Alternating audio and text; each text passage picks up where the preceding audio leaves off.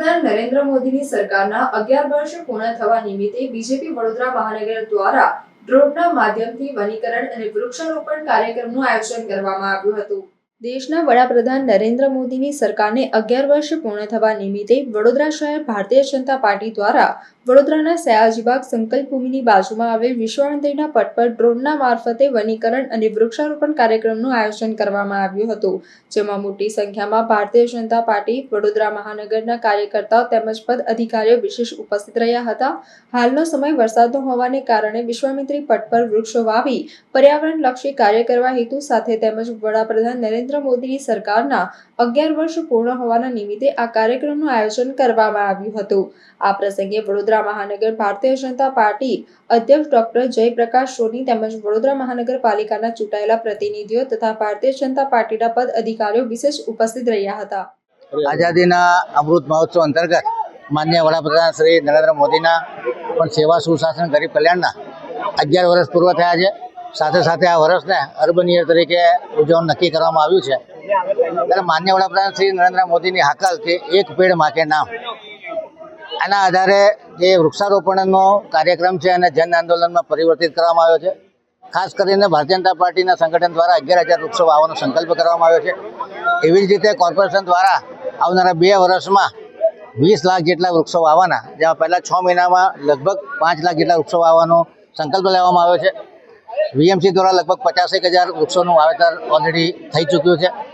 સાથે સાથે આજે નવી ટેકનોલોજી કે ડ્રોનના માધ્યમથી જે સીડ બોલ હોય છે, આ સીડ બોલની અંદર જે વાંસના, ગરમાળાના, ખાખરો, શાક, સાલ અને ગુલમોર આના બીજવાળા સીડ બોલ બનાવી અને ડ્રોનથી વિશ્વામિત્રીના અપર બેંક ઉપર વાવેતર કરવામાં આવે, જેથી કરીને માટીનું ધોવાણ અટકે। સાથે સાથે વિશ્વામિત્રી નદી ફ્લાવરિંગ સિઝનમાં ખૂબ બ્યુટીફુલ લાગે કે કેસુડાના કેસરી ફૂલો, પીળા ફૂલો, ગુલમોરના ફૂલો, ગરમાળાના ફૂલો જ્યારે આ વિશ્વામિત્રીની વેલીમાં દેખાય તો લોકોને આહલાદક લાગે। નાગરિકોનો નાતો વિશ્વામિત્રી જોડે પુનઃસ્થાપિત થાય એ આશયથી આ વૃક્ષારોપણના કાર્યક્રમને અમે જન આંદોલનમાં પરિવર્તિત કરવાની કોશિશ કરી છે। આજે આ કાર્યક્રમમાં નગર પ્રાથમિક શિક્ષણ સમિતિના બાળકો, એમએસના બાળકો પ્રશિક્ષિત થાય એ આશયથી આખું ઓપરેશન કે ડ્રોનથી સીડબોલ કેવી રીતે ડ્રોપ કરી શકાય વિશ્વામિત્રીના નદીના કિનારે જઈ અને આ લોકોએ જાતે નિહાળ્યું છે। મને લાગે છે કે તમામ બાળકો ખૂબ પ્રોત્સાહિત થયા છે। તમામ બાળકોમાં ઇન્સ્પિરેશન આવ્યું છે કે આવનારા સમયમાં દરેક બાળક પોતાના ઘરે, પોતાની સોસાયટીમાં, પોતાના કોમન પ્લોટમાં વૃક્ષારોપણ કરે તો પર્યાવરણનું રક્ષણ કરી શકાય, ક્લાઇમેટ ચેન્જની સામે રક્ષણ મળે, જમીનનું ધોવાણ અટકે, જમીનનું પ્રદૂષણ અટકે, સાથે સાથે ઓક્સિજન પ્રોડ્યુસ થાય અને કાર્બન ડાયોક્સાઇડ સિક્વેસ્ટ્રેશન થાય।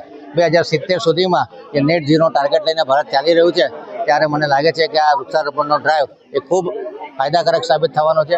આજના કાર્યક્રમમાં વડોદરા શહેરના પ્રમુખ શ્રી જયપ્રકાશભાઈ સોની, મેયર શ્રીમતી પિંકીબેન સોની, ડેપ્યુટી મેયર શ્રી ચિરાગ બારોટ અને શિક્ષણ સમિતિના પ્રમુખ, ચેરમેન અને વાઇસ ચેરમેન તથા તમામ સભ્યો અને મોટી સંખ્યામાં બાળકો ઉપસ્થિત રહ્યા છે। તમામ કાઉન્સિલરો હાજરી આપી છે। તમામનો ખૂબ ખૂબ આભાર વ્યક્ત કરું છું અને આગળના દિવસોમાં આ ડ્રાઈવ વધુ વેગ પકડે એવી આશા।